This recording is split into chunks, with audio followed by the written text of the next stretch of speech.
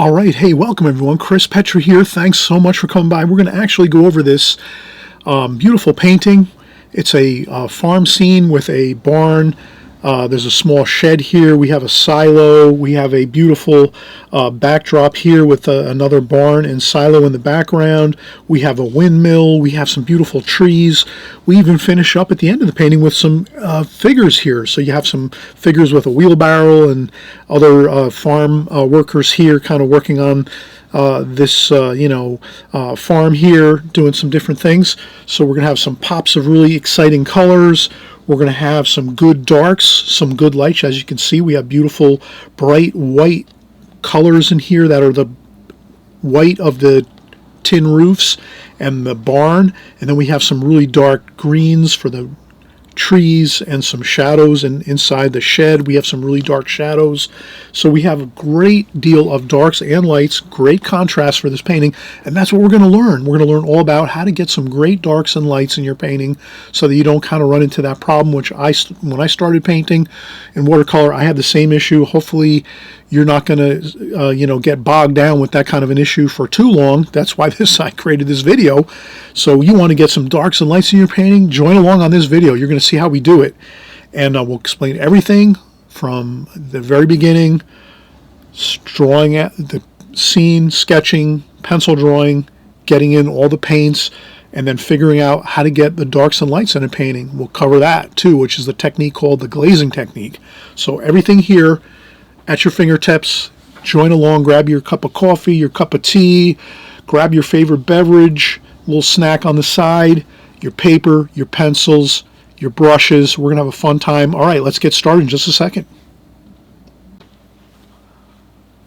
All right, so we're just going to continue right on here. We saw the finished painting, and I'm excited you're all here. We're going to actually move at a good pace here. We probably won't take more than an hour to do this entire tutorial. I think we'll just start out with our sketch like we usually do. A light sketch first, preliminary sketch, just to make sure we have everything in the right spot that we want to. And then after that, we'll do a darker sketch over that. And then from there, we'll just start painting. And I wanted this to be kind of a really fun video on just how you can do very, very fun and quick sketches and paintings without maybe as much detail and like really painstaking accuracy. Because sometimes if you're out, let's say, and you're kind of on vacation or visiting or doing like a weekend getaway, or you just want to do like a quick composition quickly, sometimes it's just fun to just do it kind of quickly, enjoy the moment of it, get the colors that you like in there, get the general idea of the sketch down. So we'll kind of cover that here. So I'm going to, this is something that, out of my imagination. It's going to be like a barn scene. We'll have like a barn in like the beautiful, countryside near farms and things like this. So what I'll do is I'll just maybe, as we always do, I might just make a couple notes on my paper here. So maybe a quarter of the way here. A quarter of the way will be my horizon line where the land will meet the barn, the bottom of the barn. That might be fine. Then maybe halfway up here, maybe that'll be like the top of the barn, or a little bit above halfway, something like that. So just a couple little sketch lines there. Light will be coming from maybe all the way up high, top of the painting, like this, maybe midday where the sun's straight up overhead. You know those days when the sun is you're out there and the sun is just like straight up overhead in the sky, and you get that light just coming straight down on the scene, and that usually gives an interesting light to the painting. I think for photography, if you're taking photographs, it's usually nice to take pictures either early in the morning or later in the afternoon, because the light's a little less harsh, so you get a little bit better colors for photography, right?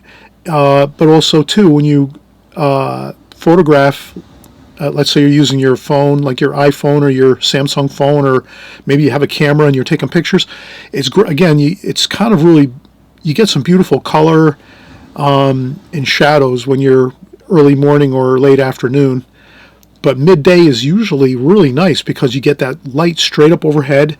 The shadows aren't too long, so you don't get like weird looking long shadows. That could be kind of a problem, or it could look good too. Well, that's up to you. I'll leave that up to you as far as when you're going to take your photographs when you're out, you know, getting some subject matter for yourself, because it's always good. I hope I mention this once in a while. Like, it's great just to, you know, nowadays we have our phones. Please take out your phone once in a while and take pictures of really interesting things you see when you're out and about. And you can create paintings from those, because that's really like sort of like your best way to get some really good subject matter. I like working from most of my time painting in watercolor. I've always painted from paintings, watercolor paintings actually, from everything from the newer contemporary artists, or going back into history with Winslow Homer, Andrew Wyeth, all these great artists that we have out there in history. I've painted from their paintings too a lot, and you probably noticed that on my channel over the years. But it's also great to paint from your own photographs that you take with your phone or your camera and so forth, or your iPad. But all right, let's get started here. I'm just going to do a quick light sketch here of the ground across. Maybe I'll just do this. Instead of doing, well, let me do this. Let me do a light sketch first. That's always good to do, just to kind of get everything in the proper locations. Okay, so this will be our first. This is going to be our silo. And again, don't worry about it. If everything's not perfect, you don't want to stress on anything like this. Don't stress on accuracy right now. Just have a fun time getting the overall idea of this. Okay, so this is a barn over here, and this is like a gambrel roof, which has two lines to it. It comes down and then it flares out a little bit at the bottom. So that's kind of an interesting roof design, the gambrel roof. It's actually very beautiful, and a lot of architects and things like that design those into a lot of the even modern architecture and things like that when people are planning out buildings and commercial and even private homes and things like this. When they're designing things, gambrel roofs are really beautiful. They're like timeless. And okay, so we're going to go over here. We'll do the smaller barn section over here like this. Okay, what I'll do is I'll go over this with a darker sketch, so don't worry. And then we'll have some trees. Just some tree shapes over here, like this. Okay, a couple of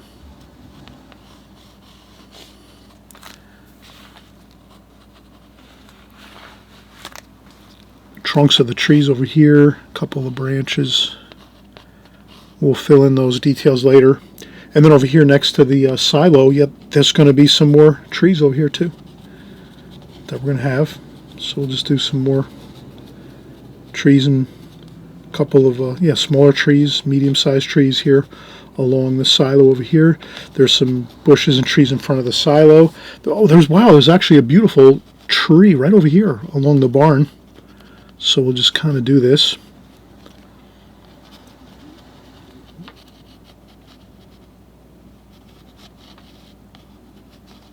Okay, like that. And I think that's about it. Oh, we're going to do a quick little windmill. This will be back here. This is behind. And again, have fun with this. Don't stress. Again, just try to copy what I'm doing. Try to I'll go over this with a darker sketch, okay, so you can kind of see it a little better. Okay, so this was a little bit, I wanted to make sure I get a little more of a taper to this, like this, a taper. Okay, and then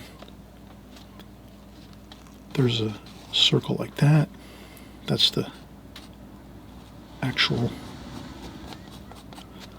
mill, the fins of the fan up top, and then a couple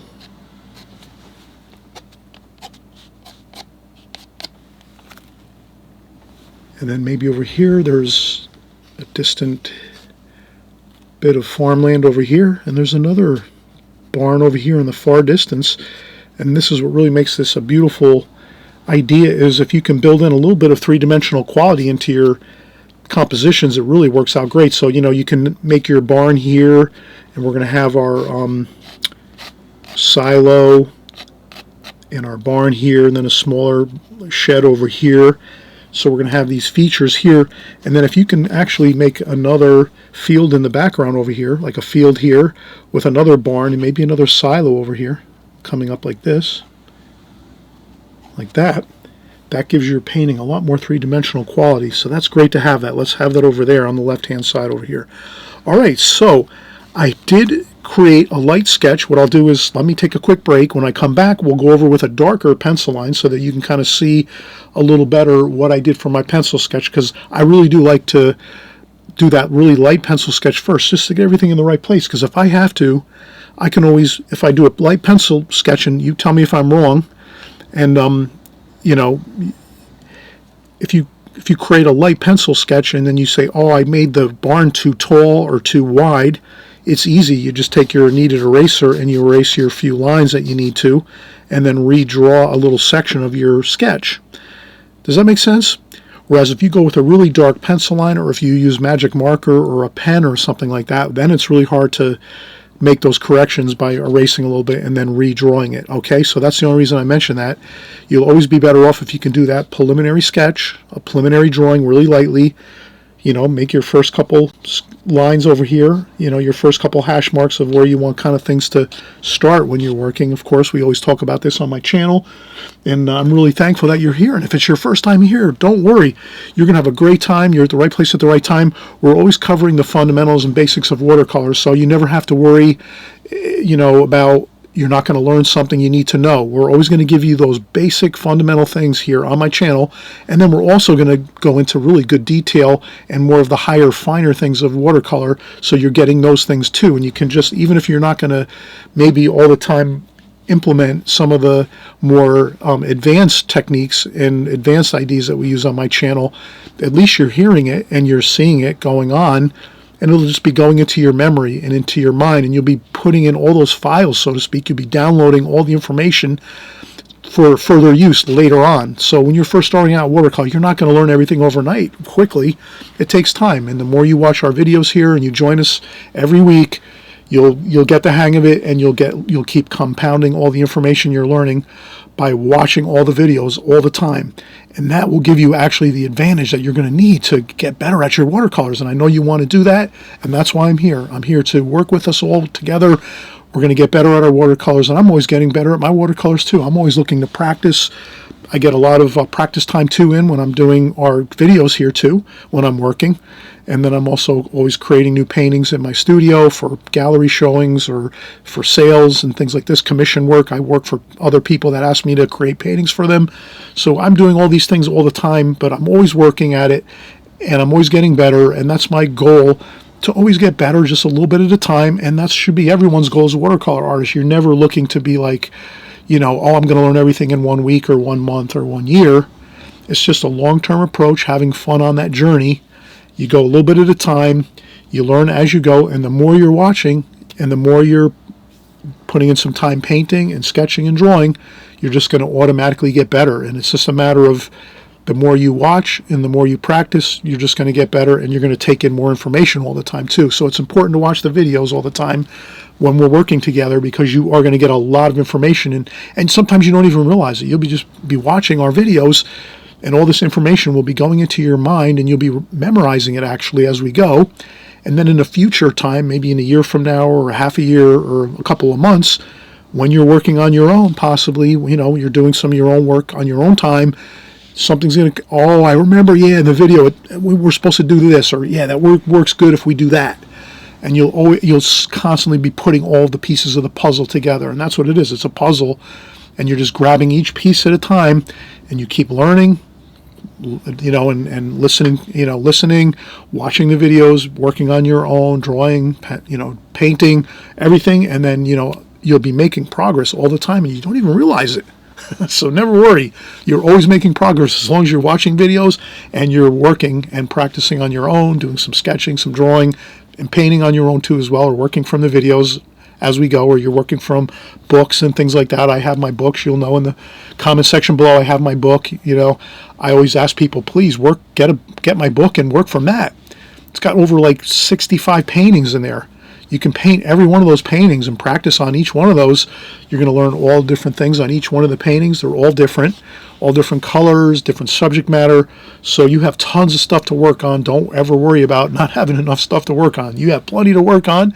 Stick with us here. We're going to have a lot of fun, and we're going to get started in just a second. We're going to go over there, we're going to do a darker sketch over this so you can kind of see it a little better. I'm looking at it now through my video camera, and I can tell I need to go over this with a darker sketch for you. So let me come back just a second and I'll do a darker sketch for you, and then we'll get right into the painting.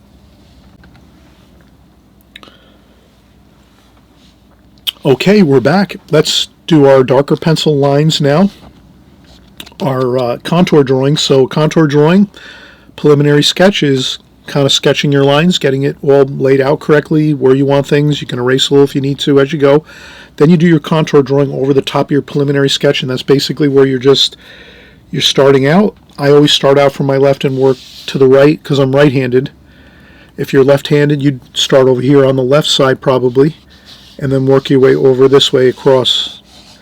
And the same thing for your paint. When you start painting, you're going to paint from your right side of your painting across this way to your left.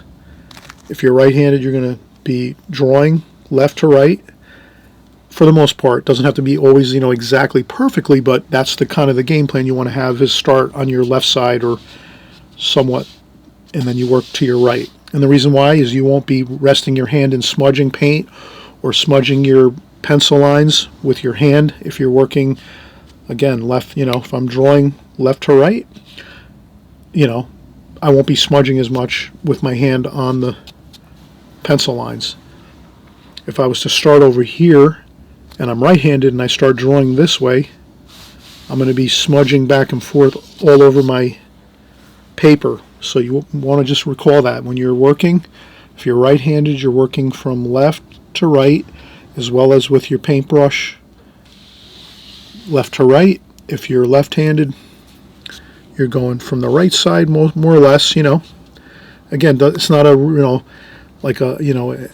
there's no like exact rule that says you have to do this in every case, or but for the most part, if you can kind of keep to the right and work to the left, you're going to really have a better chance of less smudging. And especially when you're painting, you'll have a less chance of smudging and leaning your hands into the paint and things like that when you're painting. Okay, enough said on that. Let's keep going here. So let's go here. Dark pencil lines. All right, I'm doing my contour drawing now. So what I'm doing is I'm just going around, and I'm just having fun now because I already have the preliminary sketch down. So that means I can just have fun and zip around and do some really fun lines here. We have the silo here. Let me just throw a couple lines across like that. Again, I said we were going to do this loose, and so that's how I'm doing it. I'm not, getting too painfully accurate with anything. Boom, like that. But if we are contour drawing, we're going to kind of keep it like this. Kind of just going around. Okay, we come across here, then we go back this way. Then we come up here. We get this roof in here of this smaller barn here. Like that. And we're just kind of working our way around. And then we have our branches and trunks of the trees over here. We'll make a little bit of those lines just to keep ourselves satisfied that we have a decent amount of information for our pencil lines. We don't want to kind of go in and start painting without a good amount of information with our pen, with our drawing. We'd like to have a good drawing. And then here I'll just do a couple more lines like that. And look at that. We're pretty much, that's it. We have plenty of pencil lines now, those darker lines.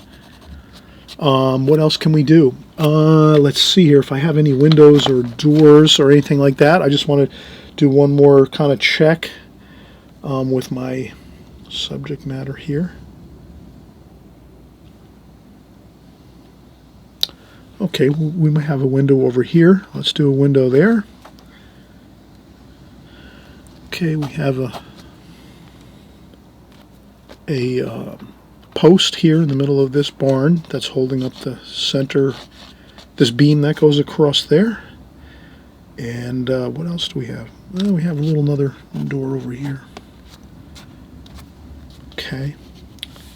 And then we have some lines over here. We want, so all right, we're good. That's good. All right, so now we are really in great shape. We have our drawing in. You could just put a couple of, like, let's say these are metal roofs on top of these barns, and they have those standing seams. They call them standing seam metal roofs. They have the seams. When they put them together, they have a seam. They put a piece down, then they put another piece on top, and they use the seams as like a joining effect along the pieces of metal roof that they put on. So it's kind of like a little clip that goes all the way. So we have that. The barn is also going to have some lines here. We're going to have some, these are going to be vertical planks of wood on the barn. And what else do we have? I think that's it. I think we're good. Okay, and then we have a little bit of, again, we'll make a little bit of a line here. I'll go across here with a line. We're going to have some grass over here. Some nice green grass, and then there's going to be some gold, like ground and earth and things like that. It's a farm, so you're going to have some kind of earthy looking colors, some golds and browns over here, some greens for grass, blue sky. We're going to paint this quick too. Let me tell you something. The fun part about this painting is we're going to actually go really quick with the painting. We're going to do the glazing technique, which is lights first, light washes first over top, and then once that dries, we'll go back in with the darks. And you'll notice that I always mention I usually do 2 techniques or 2 methods in watercolor all the time when I'm painting. I sometimes combine them both together, but most of the time I do teach them separate so that you can kind of always get the feel of how each one works kind of, separately. But then you can mix them together as you go, as you get more experience. But we use the glazing technique, again, which is light wash first, light colors first, light washes first, wet the whole paper, get those washes on, let it dry 100%, and then you come back and you do your darks over top. Plein air painting or alla prima painting, or actually alla prima, is basically when you go in and you just paint everything at one time, so you're not really doing glazings or washes over the whole paper. You're kind of just starting in one location and maybe starting out with a tree or the barn, and you just start working your colors and your painting at one time, and you just go through the whole painting like that, and you don't really stop or let things dry so much. You're just kind of starting in one place and keep working all the way through. But we're going to do the glazing technique so we can get a little more of a really transparent looking watercolor painting here with lots of light glazings, transparent glazings, and we'll put some really good darks in here too. So you'll see how we all put this all together in just a second. Let's take a quick break, and then we'll get back here and we'll start our glazing technique, and you'll see how we're going to really have a fun time with this. We're going to get our first light wash over the whole painting, and then after that we'll get in our darker darks. Okay? Hope you'll stick around and have some fun with this. We're going to be right back. All right, we're starting up now with our glazing technique, and what you will notice is fresh clean water. So I have fresh clean water in my water container. I'll keep my water container over here to the right, and I'll usually always keep a tissue in my hand like this when I'm working so I can dry off my brush a little bit if I need to take some water off my brush. You'll notice one of the most important things in watercolor you'll ever learn and ever really find out is that you controlling how much water in your brush is really incredibly important. So like if you just go in and rinse off your brush and then you have a brush flooded with water and then you start coming over here into your palette, chances are your palette's going to get all flooded with water. Your washes that you're mixing are going to get flooded out with water, and you're going to have a hard time getting some really good strong darks and lights in your painting. So that we always hear this, you'll hear this all the time. A lot of watercolor artists that are out there teaching, that have books, and professional artists nowadays that you see out there on YouTube, and like that have videos and DVDs and books and things. They'll always most pro artists will always say, hey, you have to have really good darks and lights in your paintings, because if you just have like very little contrast in your painting and darks and lights in your painting is going to look kind of boring. And I've created plenty of those. Believe me, when I first started out in watercolor, one of the most problems I had was that exact problem. I was having just too much like light washes, and I didn't have any darks to like add emphasis to the painting. So that's what you want to do. You want to make sure you have lots of emphasis in your painting, lots of contrast, lots of tonal values, strong tonal values throughout your painting, the darks, the lights, the shadows. We're going to, again, cover it all here right now, so let's do it.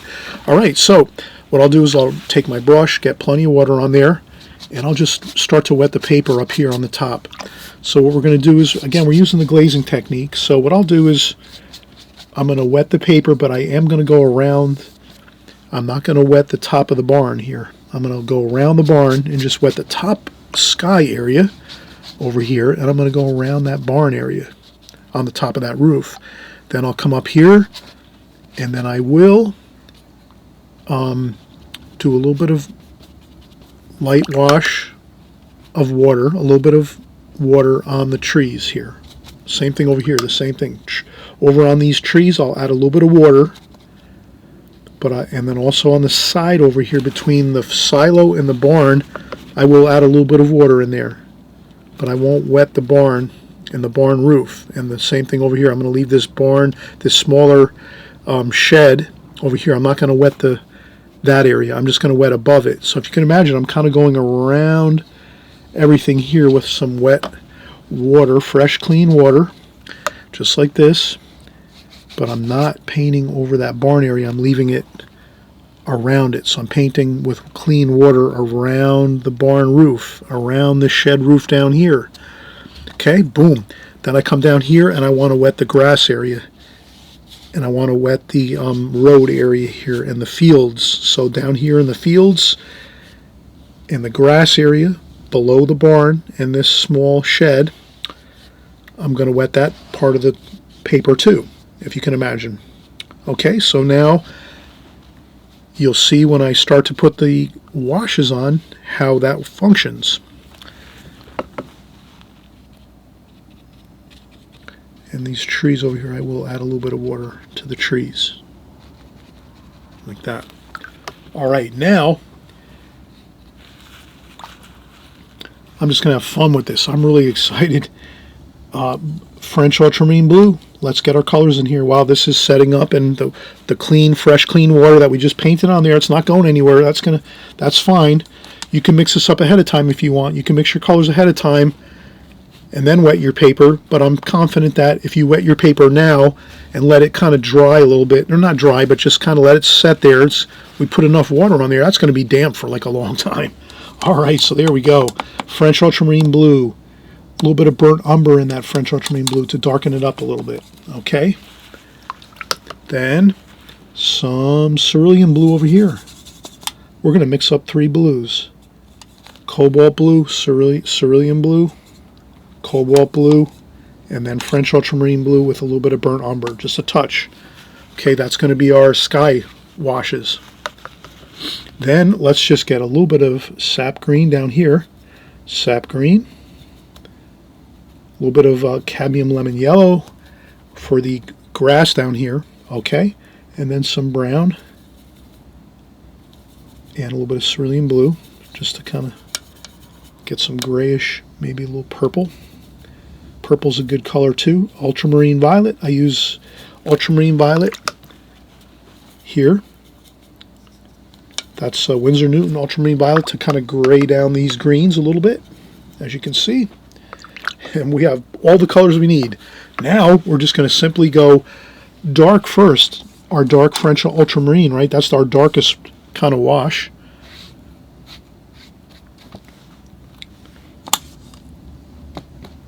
Like that. And don't worry about it. Just get it on there. Have fun. Some cerulean blue over here.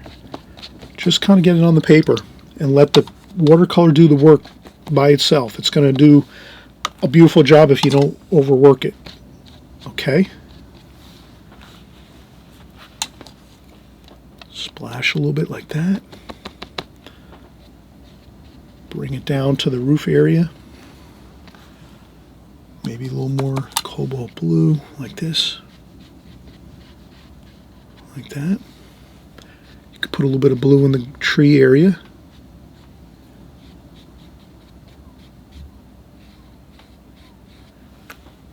Okay, well, maybe a little bit of blue here on the silo for a shadow, like that.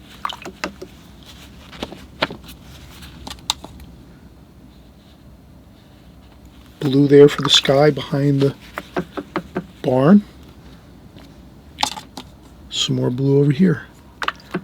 I would also put a little bit of blue. Why not put a little bit of blue in the ground here, the actual foreground. A little bit of blue in there. And then we're going to go with some green. Look at this. Oh, wow. Get some of that green in there. Like that. And again, some of that grayish. We have purple and brown and green. That might be a little bit dark. We're going to save our darks for later, but you can put some darks in there too right now. Okay.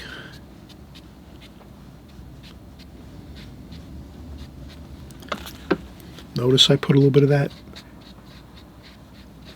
gray color up there in the sky.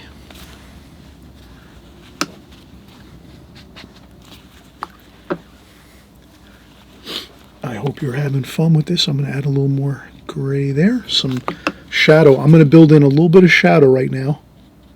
We'll do this later though. We'll do more darks later. But right now I just wanted to fuse in some of those darks into the blue as we go. I hope you don't mind. And I'll put a little bit of that shadow under here too. Like that.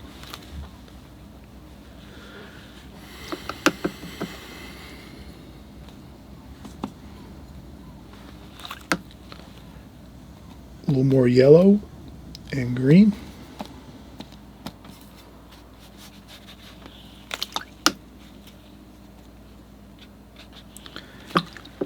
And what's fun about this, you can add some really beautiful pops of color like that, like we're doing, to really make this painting look really exciting. Like that. All right, now you can see we have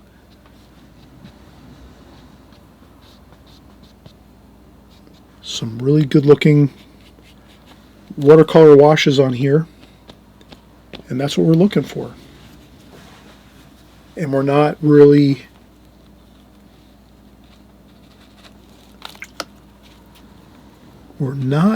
getting too fussy, right? We're just kind of, you could add a little more color to your trees like that if you want to, but we're going to come back now when this is all dry and we'll do our darker darks over top and you'll see how it all comes together.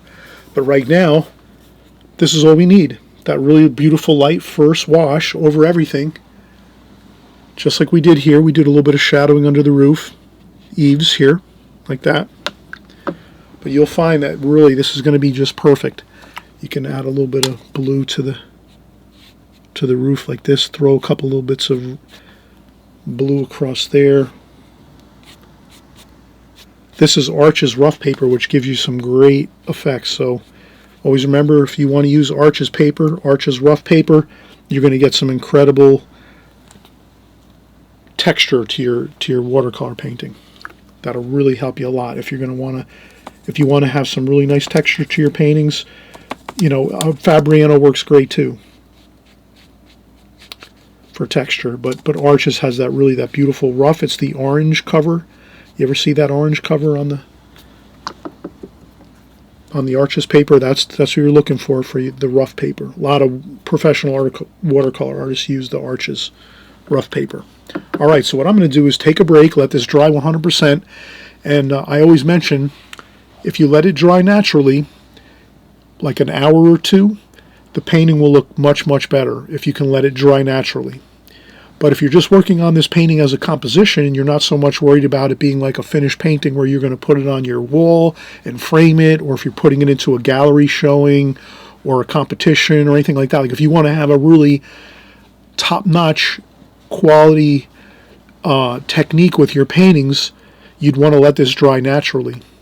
So you'd want to wait that 2-3 hours until it dries 100%, and then you come back and do your darks over top of it. But since we're working on this as a composition, and I'm working on a tutorial here with you, together we're working, I'm going to use the blow dryer, dry it off quickly. I can come back in 10 minutes. I'll get a quick cup of coffee, have some coffee, use the blow dryer, blow dry this off, and I'll come back and we'll finish it up and we'll do some darks over the top, and you'll see how it all kind of comes together. But again, if you maybe if you practice this one time and then you want to try it again and you want to make it really look fantastic, let it dry naturally. Watercolor looks much better. The paper actually functions much better if you let the water, color, and paint sink down into the paper naturally and just let it dry naturally. Has a much better look in the end when you're done painting it. But that's up to you. You're the artist. You're going to decide whether you're trying to get this to be a finished painting, or you're going to maybe put it in a frame and so forth, or if you're just working together with us here doing a composition and practicing up on your methods and techniques in watercolor, well then don't worry about it. Get the blow dryer out.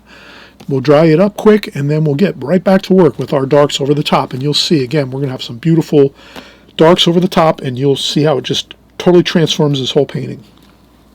So I will be back in 2 seconds, 2 minutes, and we'll get going again. All right, now we are in great shape. I did a little bit of blow drying, and this is dry. It's dry to the touch. It still has a little bit of buckling to the paper.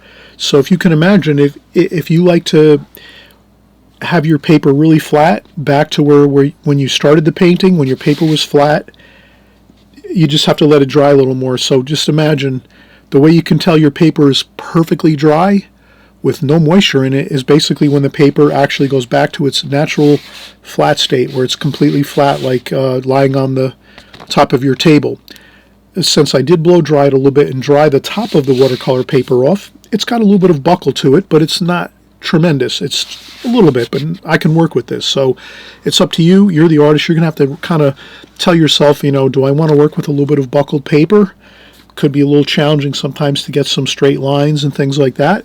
But if you find that maybe it's a loose painting and we're having fun with this painting and we're not really getting too accurate with too many perfectly straight lines, then maybe you don't really worry about that. The paper can be a little buckled and you're still going to be fine. But I would definitely let it dry enough that you can kind of touch it and you realize it's dry to the touch at least.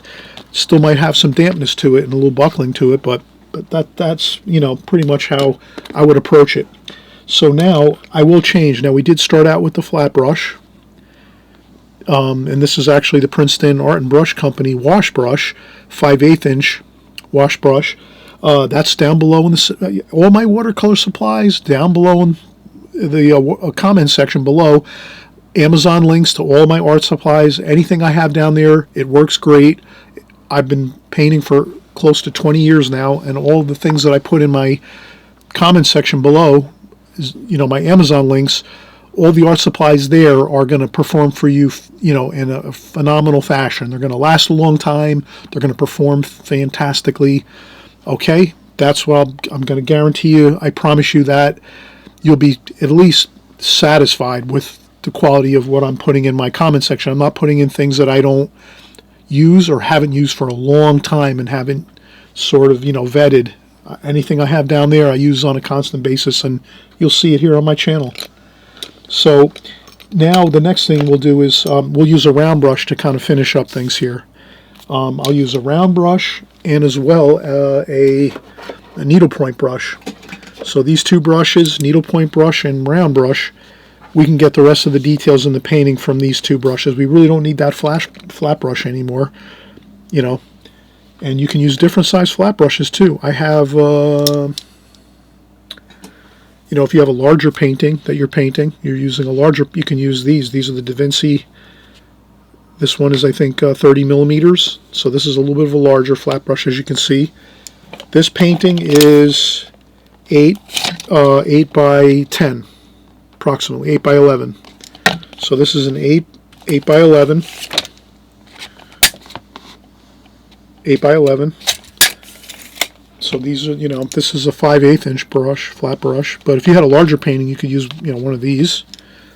And again, these are the two that we'll finish up with. What I'll do is, what I think is important, you should I'm hoping you'll remember this, kind of a note to self.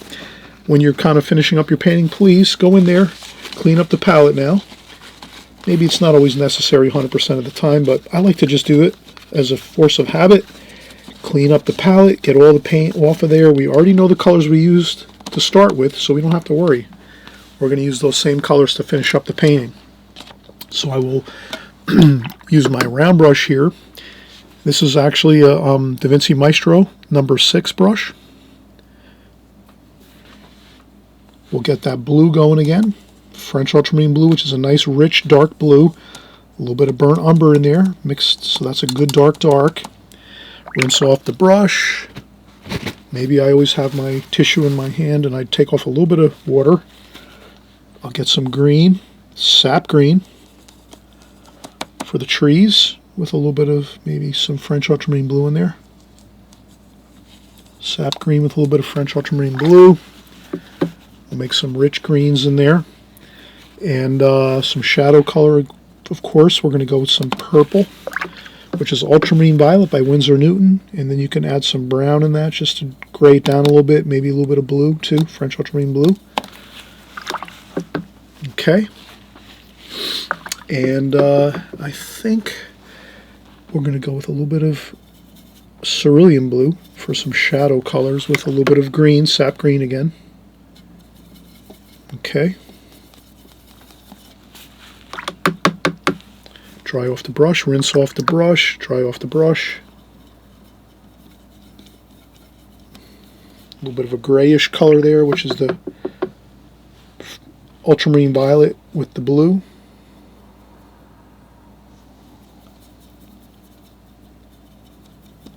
Like that. It's always nice to have like a grayish color when you're painting, because if you put all exciting, really bright colors in there, then it might, it's kind of nice to mix in some grayish colors once in a while, just to have an idea of that. All right, so let's get going here. Let's get the greens. I want to get those greens for the trees, so I'm going to take my brush, hold it like this. You know, the typical way to hold the brush is like a pencil, right? You know, we do the pencil kind of thing. But when you're doing trees and things, you can take the brush and hold it like this. Or you can hold it like but you want to sort of, it's kind of easier to hold it like this and do a circular motion, and you can get some more interesting scrubby kind of looking trees like that. That tends to work really nicely. Some greens there. What else? Brown. We add some brown to that, some darker brown down over here. And I'm not going to get too insane with this. Some more greens over here. I put the kind of the brownish greens toward the bottom and then you can, as you work your trees, you can add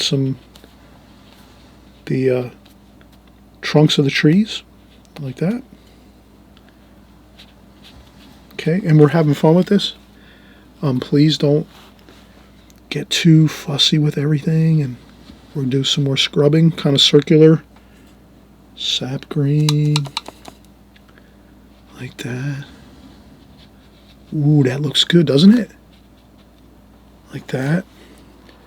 Then a couple of branches like this, and trunks. Good. Same thing over here. I dip into a little bit of water in my water bucket just so I have a little more. And I just kind of do a kind of a circular motion, and that gives you some great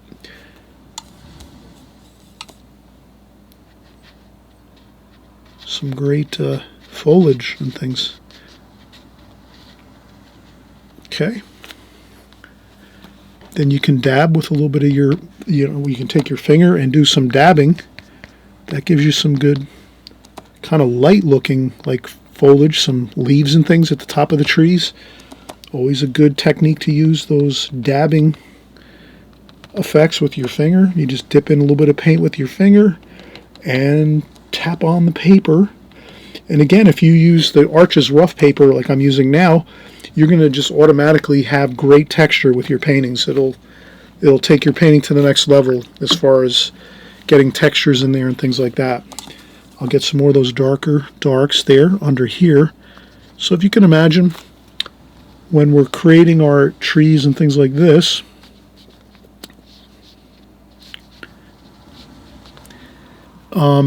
higher up on the trees, like the sunlight's coming from here, top, across, so your lighter washes are up top here, and then as you're finishing up your washes on your trees, the darker washes are underneath.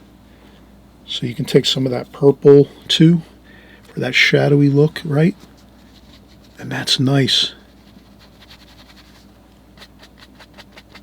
I'll just finish off the frame of the painting over here with the darks like that. But yeah, you can really get some nice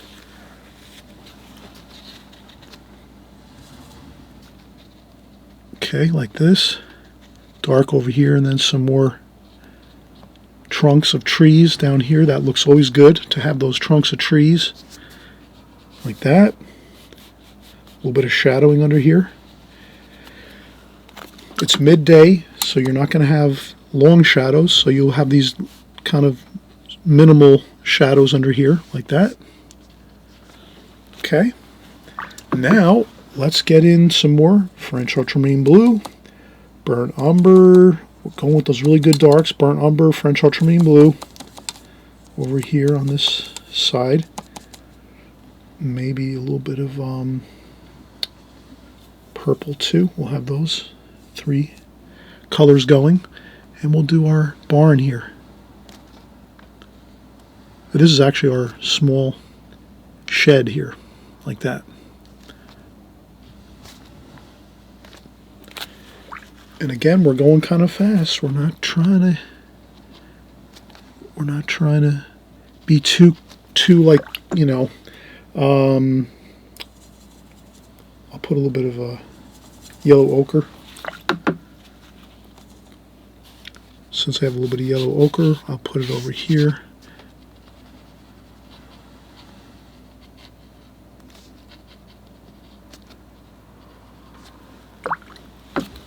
How is that looking? And then we use some of that cerulean blue, and we just make a shadow under here like this. And then we're going to do the same thing up here. Take some of that same cerulean blue. So what I'm kind of thinking here is, like, let's not get too bogged down with all kinds of accuracy. Let's just get some stuff going here, some shadows. We're doing some shadows now. We just did the shadow under this shed with some cerulean blue. Okay. Maybe you add a little more purple to it in French ultramarine blue right under the underside like that to add a little more kind of darkness to it. Okay. We got some fields over here.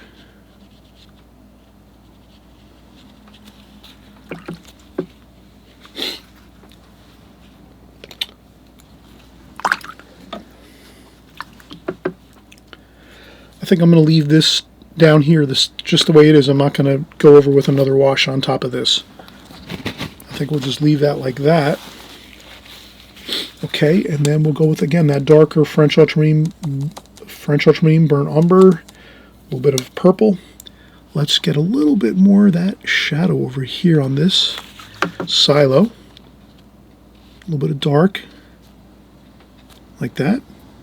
Doesn't have to be, you know, super dark. Just we'll get a little bit of a darker dark there. I think that'll look good.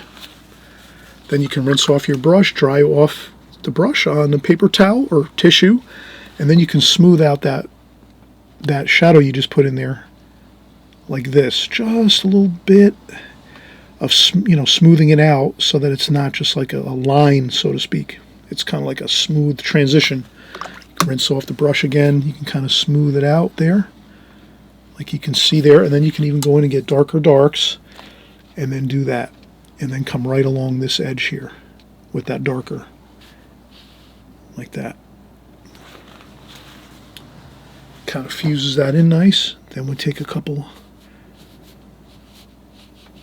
of lines there, like that. Okay, I'm going to use my rigger brush soon, my needlepoint brush. So yeah, I think actually let's do a few more things here. I think we'll do the we're going to do that distant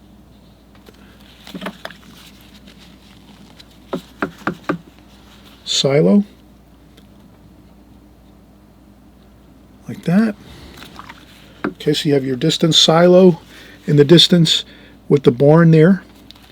Okay, just to give the mind a little bit of a way to say, oh wow, yeah, there's some three-dimensional quality to this painting. It's not just this barn and this silo and shed here. There's some other things in the background over here. We just leave these colors kind of very, mellow. We don't want to make those too bright, because here's the bright colors, right? We have this is right up close to us, so we're going to see the bright colors, the sparkly colors here. Then in the background, you're going to want to keep that really cool and subtle. You don't want to have that background too, intense with colors. You want to have it really, kind of just really mellow, like we have it, just like that. All right, so I think we're almost completed. Let's do a few more things. Let's take our needlepoint brush here. We'll get some darks, burnt umber and French ultramarine blue. Okay, a little bit of the purple too as well. Some nice darks here. Add a little bit of water to it so that we have some water on our brush here to kind of get those washes in. Okay, French ultramarine blue. Touch of maybe sap green too might not be a bad thing. All right, there we go. All right, so now I take those colors, get them on the brush, tap off a little bit of the color there, and then maybe I'll just do this. We'll just do some couple quick, fast, just like this.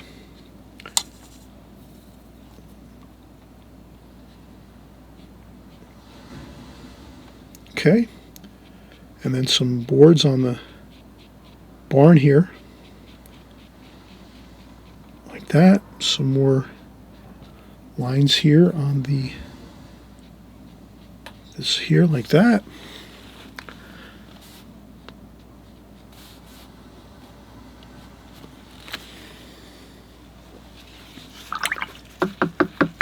Okay, and then a little more detail to this. Let's do this.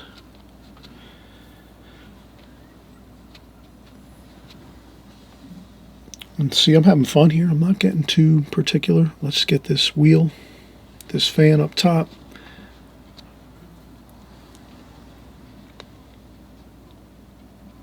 That's our windmill, and then our tower.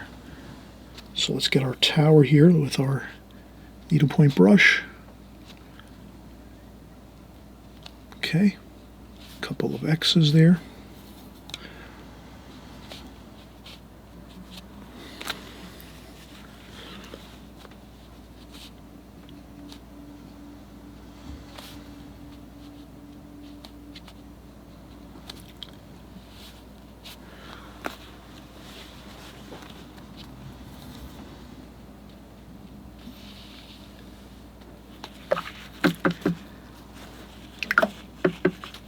Okay,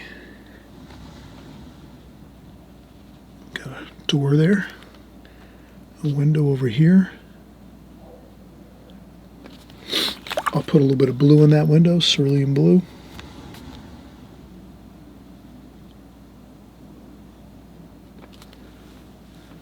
Okay, maybe another window over here.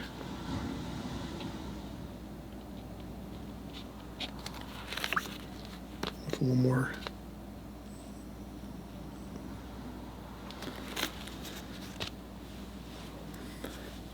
If the window doesn't look good, you can always take a little bit of tissue and blot it up, scrub it out, no big deal.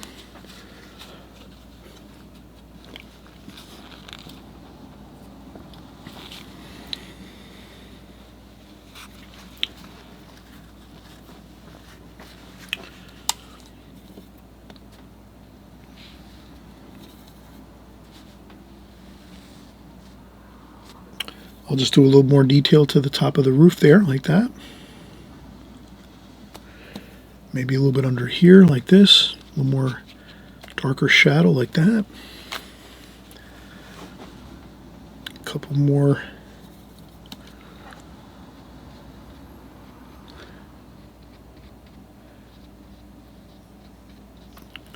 Couple of branches never hurt.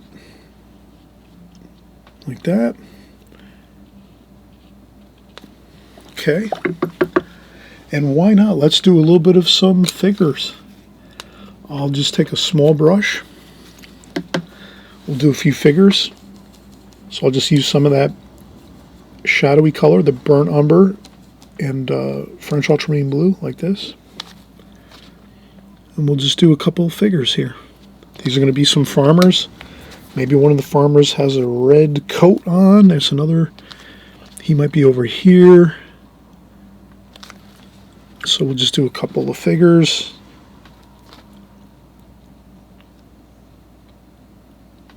Like that.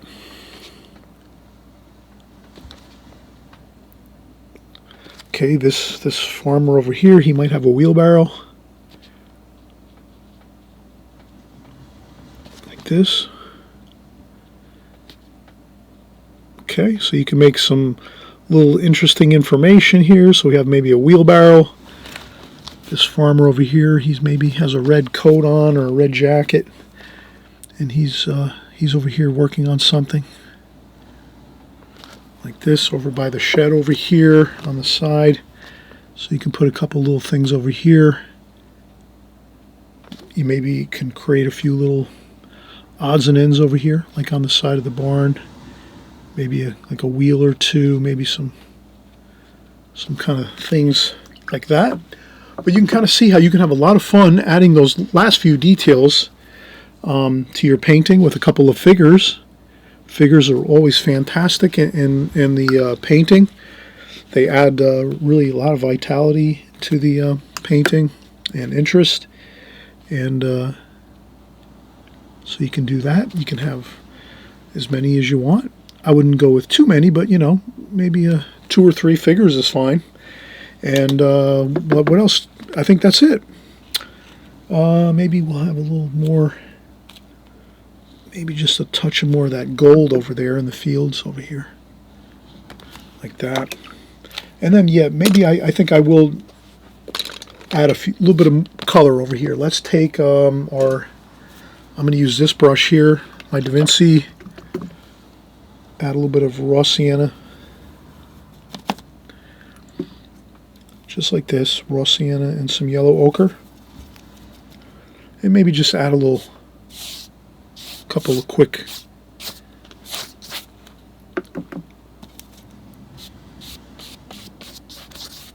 just like that. Right across, like that.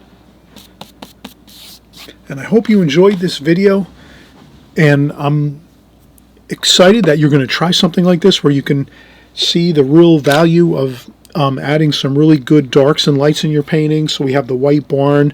It's got a white roof on there, a white metal roof. We have all of the darks going with the trees, some of the tower over here, the windmill, darker, dark trees here, the greens. We have some really exciting color, pops of color here and there, just a little bit, maybe some red over here on the shirt, some bright green over here. So those are kind of the real interesting, really pops of nice color, but then the rest is really kind of mellow. We have some beautiful blue sky there, but we did gray down the sky a little bit. So let's take actually a quick look. Let's peel off the tape and see how it looks with the white frame around it. This green tape I know is a little bit, I have to find some really good white tape to frame out the paintings when we're working. This tape works great, frog tape. It sticks really nicely. It doesn't stick too much that it tears up the paper, but we'll have to see. But I think this is going to look good. Yep. So you can kind of see we got a good overall effect of darks and lights. We didn't neglect our super darks and really light lights, so that we got a really beautiful contrast of good tonal values in this painting. That's what we want. We don't want to have just all medium tonal values. Does that make sense? Let's get those darks in. Let's get those lights in. Especially if you're using the glazing technique, it actually helps you to just get that done automatically. You're doing your lights first, handling the lights first, get it out of the way. All your lights go in first. Let it dry, and then you come back and you do your darker darks, and then you have it. You'll have your really powerful darks and lights in your painting. That'll really give your painting some really exciting looks to it. Okay. All right. So we'll see you on the next video. I'm really excited to paint with you again. And I always mention too, if you haven't subscribed, please subscribe so you don't miss a thing. You know, if you subscribe on the right hand side below, no worries. It'll just mean that the next time we create a new video, we're making videos every week, you'll just get notified on your YouTube channel. When you open up YouTube, it'll just say, oh, Chris made a new video. And you'll be able to watch along and join us, you know. That's all. There's no crazy emails or text messages or phone calls coming to your phone or your house or anything like that. YouTube is very respectful. They just want to let you know if you like my content, you like my channel.